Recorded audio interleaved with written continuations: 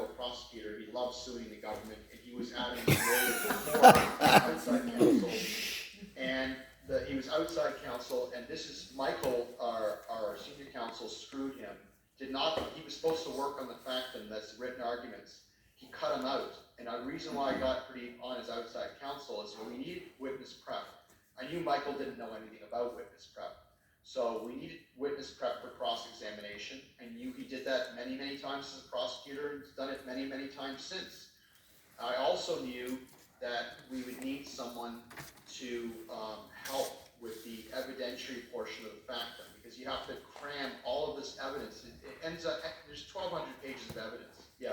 Chris, with respect to people that are in unions, because we have a very large unionized workforce in this area, particularly, how's that going to work with us? Because we have to go through the grievance process before we can even bring in a lawyer. Is that correct?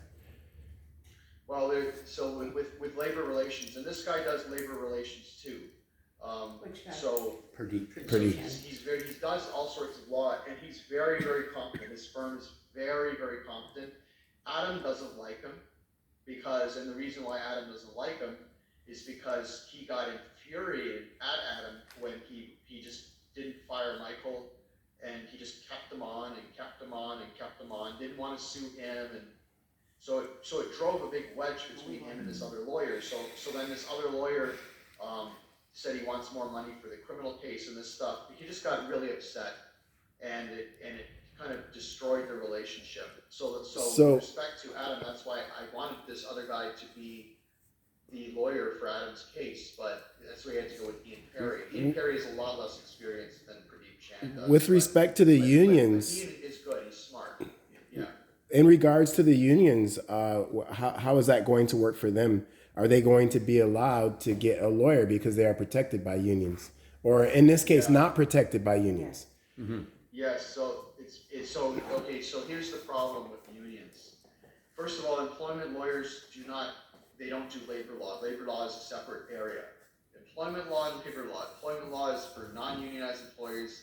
Labor law is for unionized employees. If you for regular employment law, you go in front of a court. For labor law, you go in front of a tribunal or arbitrator.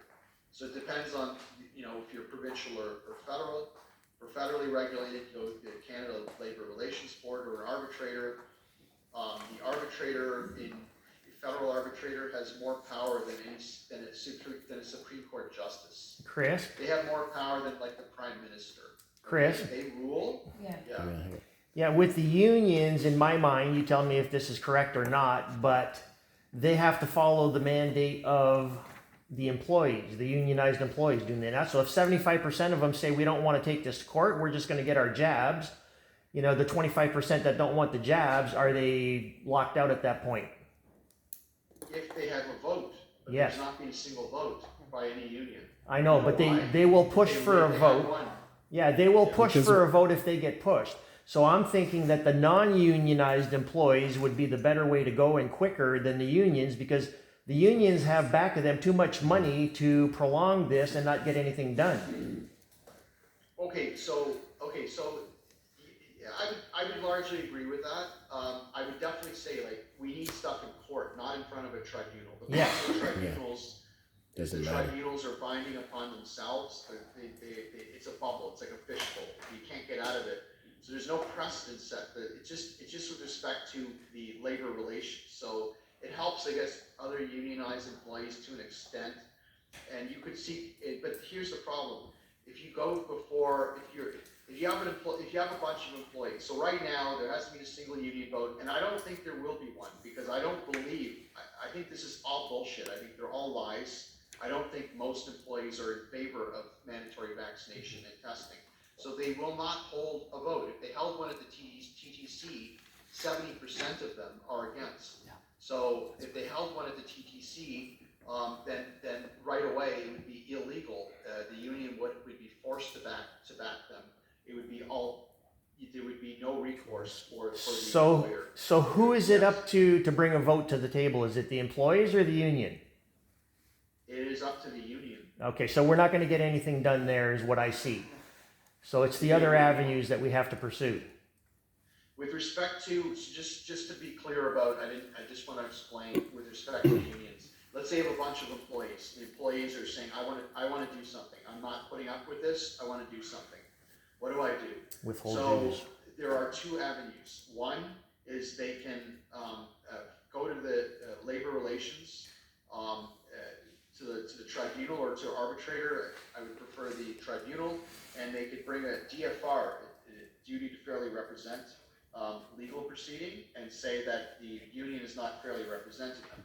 The other action is to go around the unions, to forego union representation, and go directly to the labor relations, whether it's the tribunal or arbitrator. As I said, I would prefer the actual board as opposed to an arbitrator. And again, it's binding upon itself. It's definitely useful to do something like that, but you have to do it in an environment where the union is not is refusing to represent them. So the TTC, for instance, you couldn't do it there because the TTC has brought a grievance.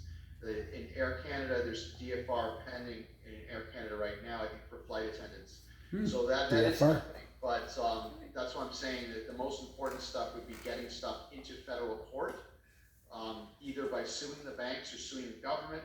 So I would say those letters of liability, notices of liability on single letterhead from one law firm to several banks would hopefully get the government to act and bring up some legislation that we can then challenge in court.